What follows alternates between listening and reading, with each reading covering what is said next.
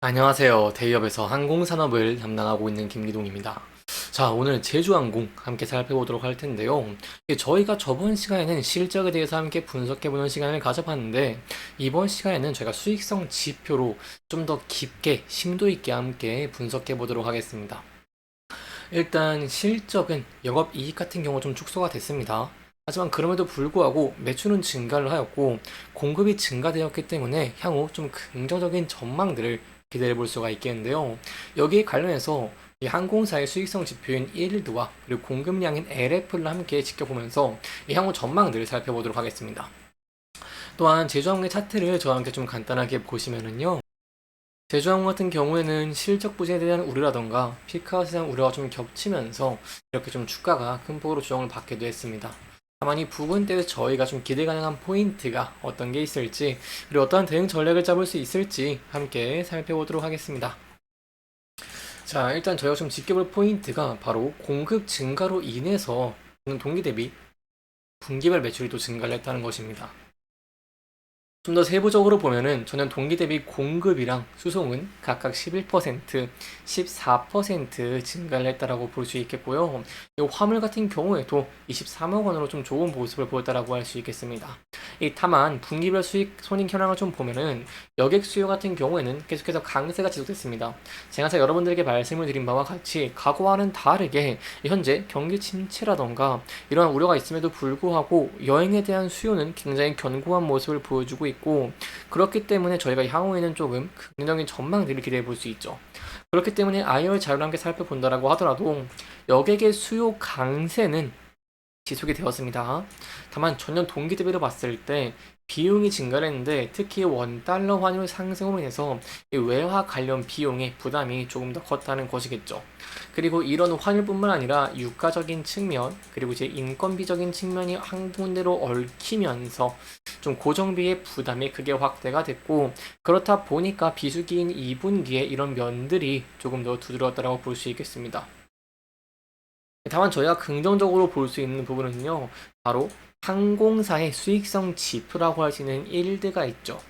일드 같은 경우 밑에 표에 나오시는데 이 밑에 표를 보면은 일드 같은 경우 국제선 일드가 소폭 하락은 했습니다. 하지만 그럼에도 불구하고 굉장히 견고한 모습을 보였다라고 할 수 있겠고요. 그렇기 때문에 작년 같은 경우에는 또 이제 리오프닝에 대한 여파로 여기에 대한 수요가 급격하게 몰렸고 그에 따라서 이제 일드 같은 측면도 훨씬 좋은 모습을 보였죠. 그렇기 때문에 이런 기저효과로 조금 더 감소를 하긴 했지만 그럼에도 불구하고 여기에 대한 수요가 견고한 상황 속에서 일드도 견조한 모습을 보였다라고 할 수 있겠습니다. 또한 LF도 좀 긍정적인 모습을 보였다라고 할 수 있겠는데요. 이 LF는요 적재 가능한 여객수에서 실제로 수송한 여객수의 비율입니다. 이 비율을 함께 보시면 좀 국제선 위주로 보겠습니다. 지금 봤을 때 이제 2분기, 작년 2분기에 84.1%였는데 24년 2분기에는 오히려 89.4%로 이 LF가 증가를 한 모습을 보였죠. 그렇기 때문에 공급은 증가했고 여기에 대해서 실제로 수한 여객수의 비율도 증가한 것을 저희가 감안해 봤을 때 여행에 대한 수요는 굉장히 견고하기 때문에 향후 환율의 하락과 유가의 하락 거기에 더불어서 성수기인 3분기가 더 다가온다라고 한다면 저희가 향후 긍정적인 전망들을 기대해 볼 수 있다라고 설명을 드릴 수가 있겠습니다.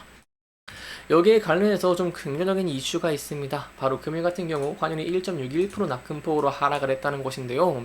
이렇게 환율이 하락을 한 것에 대해서는 아무래도 미국의 지표 등이 좀 호조로운 모습을 보이면서 달러가 약세를 보였고 금리나 기대감이 커지고 있는 상황 속에서 이제 달러가 좀 약세를 보이고 있다는 것입니다. 그렇기 때문에 이제 제주항공 같은 경우에도 유가라던가 비행기 리스료, 구매 비용을 달러로 지급을 하는데 환율이 하락을 하게 된다고 한다면 그에 따른 고정비가 감소를 할 수 있고 이는 곧 수익성의 증대로 연결이 되기 때문에 환율이 더 큰 폭으로 하락을 하면서 제주항공이 더 좋은 실적을 안겨줄 수 있을지 저희가 함께 지켜보시는 게 중요할 것 같습니다. 두 번째로 중요한 것 바로 유가이죠. 유가 같은 경우는요, 매출 원가의 30%를 차지하는 만큼 굉장히 영업이익에 큰 영향을 미칩니다. 하지만 이러한 유가가 최근에 하락을 하고 있습니다. 여기에 대한 내용을 좀 살펴보면 일단 중국의 이런 수요 둔화에 대한 내용 덕분에 좀 하락을 하게 됐다라고 볼 수 있겠고요. 앞서서 하마스 해우전 협상에 대해서 좀 미국이 합의의 가능성이 좀 더 커졌다고 주장을 했기 때문에 하락으로 좀 작용을 했다고 볼 수 있겠습니다. 다만 금일 같은 경우에는 이런 하마스의 휴전 협상이 더 체결되지 않았고 갈등이 좀 더 있을 것으로 보이고 있기 때문에 이런 중동 리스크적인 측면들을 함께 살펴보면서 유가의 가격 추이를 함께 살펴보시는 게 중요할 것 같습니다. 그래서 제가 좀 더 한 가지 추가적으로 설명을 드리고 싶은 게 이 유가가 하락을 한다라고 하더라도 바로 반영이 되는 게 아닙니다. 보통 1개월에서 2개월의 시차를 두고 반영이 되는 만큼 이 유가가 더 하락을 하고 이러한 면들이 제조업의 실제적인 부분에 좋은 모습들을 좀 기대해 볼 수 있을지, 그런 영향을 줄 수 있을지, 이런 내용들은 저희가 좀 함께 지켜보시는 게 중요할 것 같습니다. 여기까지 저희가 수익성 지표가 견고한 모습들, 그리고 최근의 환율과 유가의 하락으로 인해서 좀 기대 가능한 포인트들까지 함께 살펴보면서 진행을 했고요. 마지막으로 차적인 부분까지 살펴보도록 하겠습니다. 자, 최근에 보시면은 이렇게 주말에 큰 포로 조정을 받았습니다. 다만 그러면서 저희가 성수기인 3분기부터 조금 기대 가능한 포인트들이 굉장히 많죠. 물론 해결해야 되는 리스크도 있습니다. 최근에 엔화가 조금 올라갔고 그렇기 때문에 가성비 여행에 대한 우려가 있을 수 있고, 또 일본에서 30년 안에 난카이트 지진이 발생한다는 내용들이 있기 때문에 여기에 대한 내용들은 좀 지켜보는 것이 중요할 것 같은데요. 다만 이러한 리스크 같은 측면들은 항공사에 옛날부터 많이 겪어온 모습들이 있고, 그렇기 때문에 이러한 리스크가 해소가 될 가능성도 어느 정도 있다는 부분을 좀 염두에 두시면 좋을 것 같고요. 이런 문제들이 해결이 되고 3분기에 좋은 실적을 내는 모습을 보게 된다고 한다면 실적 부진에 대한 우려가 해소가 되면서 반등할 가능성이 있겠죠.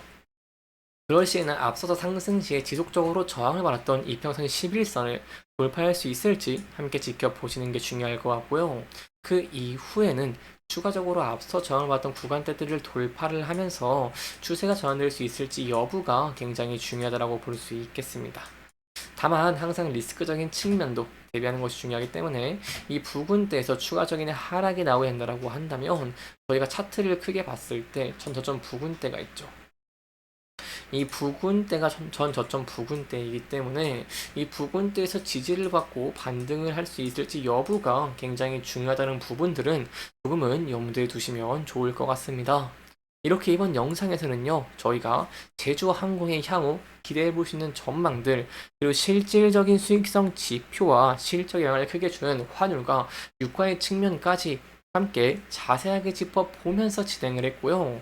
해당 영상은 개인적인 의견이 많이 들어갔기 때문에 투자자분들의 주관적인 생각과 해당 내용을 토대로 현명한 선택을 하시면 좋을 것 같습니다. 이렇게 영상 잘 보셨다면 다음 영상도 시청해 주시길 바라면서 오늘 영상 마무리하도록 하겠습니다. 끝까지 시청해 주셔서 감사합니다.